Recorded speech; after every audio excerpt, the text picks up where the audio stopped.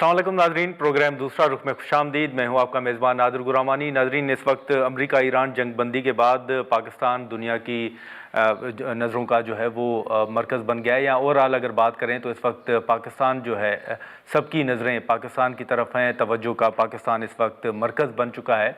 इस्लामाबाद के अंदर अहम बैठक भी होने जा रही है और कल और परसों जो मुज़ाकरात इस्लामाबाद में होंगे उसमें कोई शक नहीं कि वो बड़े अहम मुज़ाकरात हैं और सबकी नज़रें इन मुज़ाकरात की तरफ हैं।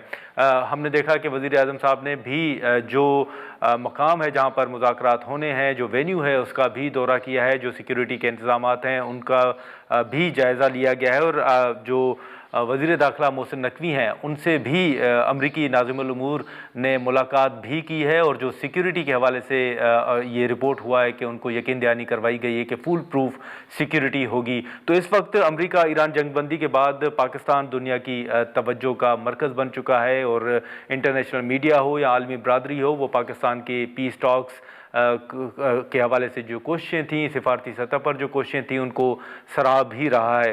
अब मुज़ाकरात के हवाले से भी हमने देखा कि कल भी वाशिंगटन में कुछ अहम प्रेस कॉन्फ्रेंसेज हुई, कुछ अहम बयानात भी आए। उन तमाम इशूज़ पर हम गुफ्तगू करेंगे। मुनीर अकरम साहब हमारे साथ मौजूद। मुनीर अकरम साहब, बहुत शुक्रिया सर वक्त निकालने का। सर, आपने तारीख़ में कई अहम वाक़यात, इवेंट जो हैं वो फिटनेस किए होंगे। इस्लामाबाद के अंदर जो अहम इवेंट होने जा रहा है, आप इस पर क्या कमेंट करेंगे सर? ये इस्लामाबाद के अंदर अगर बात करें या इवन सिफारती सतह पर जो पाकिस्तान की कोशिशें रहीं, कितना एक अहम इवेंट है जो इस्लामाबाद के अंदर होने जा रहा है?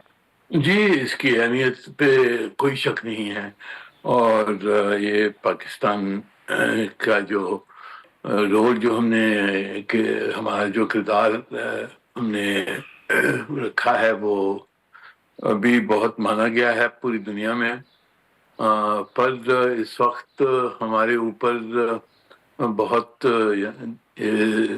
सिफारती वजन भी है और यहाँ ये जो सीज फायर हमने करवाया है ये बहुत नाजुक है। इस वक्त कुछ खिलाफ वर्जियाँ सीज फायर की हो रही हैं। इसमें कुछ मसले हैं जिनको बहुत जल्दी से हमने हल करवाना होगा। तो कोशिश यही होगी कि सीज फायर मुकम्मल रहे और कोई हम फ्रेमवर्क जो मुज़ाकरात का जो कॉम्प्रिहेंसिव एग्रीमेंट का फ्रेमवर्क है उस पर कोई एग्रीमेंट करवा सके। तो ये अहम वक्त है दुनिया के लिए और पाकिस्तान के लिए और इसमें कामयाबी इंशाल्लाह हमारी होगी। अच्छा, लेकिन मुनीर साहब, ये जो आप खिलाफ वर्जियों का जिक्र कर रहे हैं सर, ये इजराइल की तरफ से आप समझते हैं कुछ जो रिपोर्ट भी हुआ है, या आप समझते हैं कि नहीं इजराइल तो कर ही रहा है, अमेरिका की तरफ से भी कुछ खिलाफ वर्जियाँ हैं?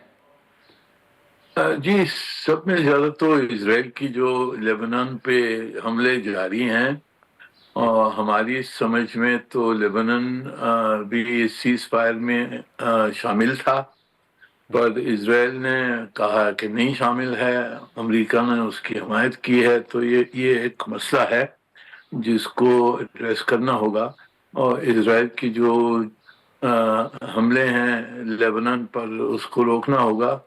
पर कोई और रिपोर्ट्स भी आई हैं कि खलीज के ममालिकों पे भी कल के रोज़ कुछ हमले हुए हैं। तो उस पे भी तवज्जो देने की ज़रूरत है कि वो खलीज के ममालिक उन पे हमले ना हो, ना ईरान पर हो, और लेबनान का जो मसला है उसको हल करना होगा। लेकिन मुनीर अकरम साहब, कल जो प्रेस कॉन्फ्रेंस हुई उसमें ऑपरेशन के हवाले से तमाम डिटेल्स भी शेयर की गई। बताया गया कि ये तारीखी एक फ़तह है, या जो टारगेट्स चाहता था अमेरिका वो हासिल भी किए गए। फिर दूसरी तरफ एक तासुर ये भी है कि अमेरिका जो चाहता था शायद वो हासिल ना कर सका, और ईरान के अंदर जो रजीम चेंज के हवाले से बात की जा रही है उसके सूरत हाल बरअक्स है, बल्कि ईरान के अंदर मौजूदा जो रजीम है उसके लिए हमदर्दी ज़्यादा बढ़ी है। आप समझते हैं सर कि वाकई अमेरिका अहदाफ अपने हासिल कर सका है, या मौजूदा रजीम जो ईरान के अंदर उनके लिए ज़्यादा हमदर्दी बढ़ी है? देखिए, अमेरिका की जो ऑब्जेक्टिव्स थी, स्ट्रेटेजिक ऑब्जेक्टिव्स, وہ بہت صاف طریقے سے انہوں نے ظاہر نہیں کی تھی. یہی ہمیں سب کی سمجھ تھی کہ وہ چاہتے ہیں کہ رجیم چینج ہو اور ایران کی جو عسکری قوت ہے اس کو ختم کیا جائے. جی تو یہ آبجیکٹو رجیم چینج، وہ تو کہتے ہیں رجیم چینج ہو گئی ہے، دوسرے لوگ آ گئے ہیں، پر حکومت تو وہی ہے اور اس کا رویہ بھی وہی ہے ایران میں، تو وہ تو نہیں حاصل ہوا. جو ان کی عسکری قوت ہے اس پہ بہت نقصان ہوا ہے ایران کو، پر پھر بھی وہ لڑتا رہا ہے. اس کی میسائل اور ڈرون کیپیبلٹیز ابھی تک ظاہر ہیں کہ ان کے پاس ابھی تک ہے، تو وہ بھی نہیں اچیو ہوا ہے. تیسری چیز جو نیوکلیر پروگرام ہے، وہ نیوکلیر مٹیریل تو وہ گڑا ہوا ہے وہاں، انہوں نے جو بمباری پچھلے جون میں کی تھی، پر وہ بھی ایران کے ہاتھوں میں ہے. تو میرے خیال میں اسٹریٹجک آبجیکٹیوز امریکہ کی پوری نہیں ہوئی ہیں، اور اب اسی لیے وہ دیکھ رہے ہیں کہ اگر مذاکرات کے تحت کچھ معاہدہ ہو جائے تو وہ بہتر رہے گا. اور پاکستان کی بھی یہی کوشش تھی کہ اس جنگ کو روکا جائے، کیونکہ اس کا نقصان خطے کو، ایران کو، خلیج کے ممالکوں کو، پوری دنیا کو اس کا نقصان بہت ہو رہا تھا. تو اس جی. لیے جنگ رکوانی بہت ضروری تھی اس وقت.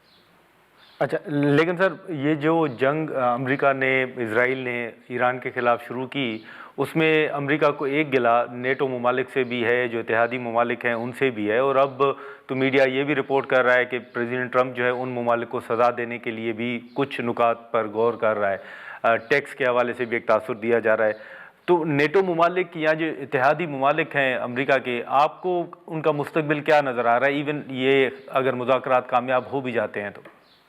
جی دیکھیں، ان کے آپس میں مسئلے ہیں. وہ مسئلے، دیکھیں امریکہ اور یورپ کے درمیان تعلقات بہت گہرے تعلقات ہیں، سویلائزیشنل تعلقات ہیں، ٹھیک ہے. تو ان میں آپس میں اختلاف ہوگا، جو کچھ مشکلات آپس میں ان کی ہوں گی، اس کی جو امپلیکیشنز ہیں وہ ایک طرف ہیں. پر اس وقت جو ہمارے سامنے جو مسئلے ہیں وہ مختلف ہیں. وہ جو مسئلے ہمارے سامنے ہیں کہ وہ ہم نے کس طرح سے معاہدہ کروانا ہے نیوکلیر ایشو کے اوپر. ہارموز کے جو اسٹریٹ ہے اس کو کس طرح سے کھولا جائے گا. ایران کو جو ایشورنسز وہ مانگ رہا ہے کہ یہ واپس نہیں حملے ہوں گے میرے ایران کے اوپر، اس کو کیسے ایڈریس کریں گے.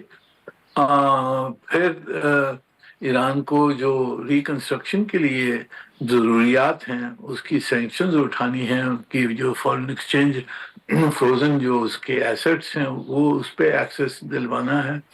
اور فائنلی سب میں بڑی بات جو ہے وہ یہ ہے کہ اس خطے میں آگے جا کر کس طرح سے سیکیورٹی، کس طرح سے ارینجمنٹ کیا ہوگی. اس میں ایک پیس اگریمنٹ کے تحت ہوگی یا پھر بھی کنفرنٹیشن جاری رہے گا، ٹینشن جاری رہیں گی، اس کے اوپر بھی توجہ دینی ہوگی. تو یہ مسئلے ہیں اس کے اوپر جو یہ مذاکرات ہونے جا رہے ہیں، یہ ان مسئلوں پر فوکس ہوگا. فوکس ہوگا. لیکن سر یہ بھی بتائیے گا کہ یہ جو سفارتی سطح پر پاکستان کی کوششیں ہوں یا پھر اب اسلام آباد کے اندر ایک بہت بڑا ایونٹ جو ہے وہ ہونے جا رہا ہے، یہ تمام تر جو صورتحال ہے یہ انڈیا کے لیے کتنا بڑا دھچکا آپ سمجھتے ہیں کہ ہے؟ جی صحیح ہے. انڈیا کے لیے diplomatic, obviously diplomatic setback ہے. وہ اپنے آپ کو بہت بڑی طاقت سمجھتے ہیں اور اس وقت تو ان کو کوئی پوچھ رہا نہیں ہے. تو وہاں تو کافی رنج اور ماتم ہو رہا ہے. پر یہ ایک ایونٹ ہے. ہم نے لمبا سوچنا ہے اس کے اوپر کہ ہم اچھی جگہ میں ہیں، پاکستان کو بہت اہمیت دی جا رہی ہے.